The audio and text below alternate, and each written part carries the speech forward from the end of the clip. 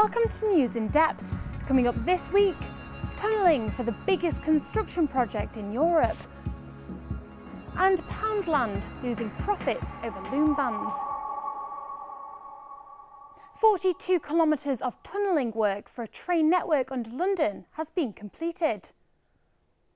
The biggest construction project in Europe and one of the largest single infrastructure investments undertaken in the UK, Crossrail will provide a high-capacity service to 40 stations, connecting Reading in Berkshire with Shenfield in Essex and Abbeywood in Kent, with a high-speed line, giving commuters an easier, faster journey. And help to reduce crowding on London's already busy transport service. London is already famous for its underground train network. The Tube was the world's first underground railway and still transports up to 4.4 million passengers every day.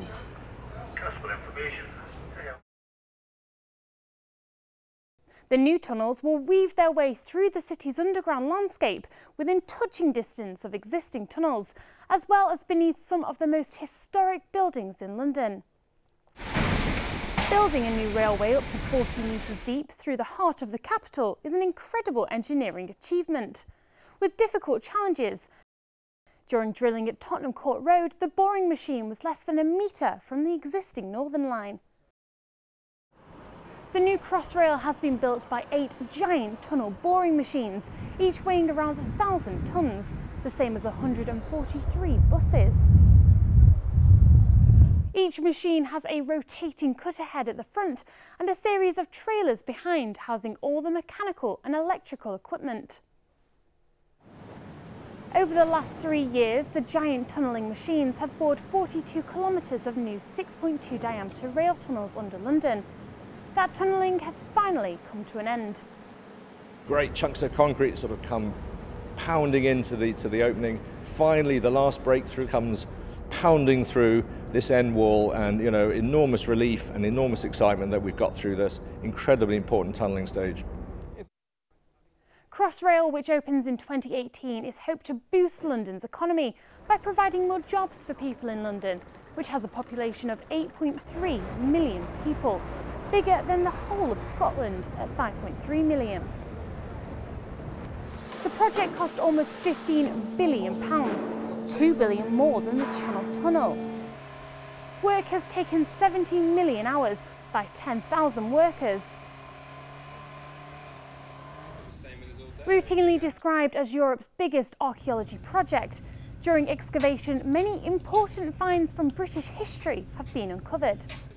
Skeletons of Black Death victims from the Great Pandemic of the 14th century were unearthed. Crossrail is only 65% complete, but London Mayor Boris Johnson is already looking to the future. We need to mount an absolutely overwhelming case to the Treasury that all this talent, all this skill, all this expertise needs to be transferred immediately upon completion of this heroic task to what? Crossrail 2. Construction for Crossrail 2, a second high-capacity rail line running north to south through London, will begin later this year. Meanwhile, the focus is now on Crossrail 1 and the huge task of fitting out the new tunnels, building new stations and opening to the public in 2018, making London better connected than ever before. The end of the make-your-own bracelet craze, loom bans, is being blamed for slowing sales at Poundland. They may be small, but loom bans have made a big difference to the profits of the Pound store. The plastic bands became hugely popular last year. Young people were hooked on twisting the bands to make everything from bracelets to key rings. The rainbow loom has sold more than 3 million units worldwide. Experts say the popularity of loom bands wasn't driven by advertising or big companies, but more by word of mouth. As they became more popular, Poundland was there to provide the bands. Invented in 2011 by Cheong-Chu Ning, a Malaysian-born former seatbelt technology developer from Michigan, who noticed his daughters weaving elastic bands over their fingers to make bracelets. Ning tried it, but his own fingers were too big, so he built himself a loom using pins and a wooden slab. At its peak, the discount store was selling 728,000 packets of loom bands a week. That's now dropped to 2,000. At the same time, Poundland's growth has also dropped in the last quarter, only growing at a sixth of the rate of a year ago. Jim McCarthy, chief executive of Poundland, said the slowdown was due to the loom band craze and warm weather in the same period last year. Poundland's popularity has grown massively over the past few years. It now has 528 stores, with plans to expand to 1,000. The boss says people's shopping habits have changed with the recession and the rise of internet shopping. I think people really enjoy saving money, getting a bargain and talking about it. It's a badge of honour. I mean, it really is a great change. And why not? How wise can it be to spend more than you need to? For retailers, the effect of sweeping crazes isn't just cultural, it's also a major driver of profits.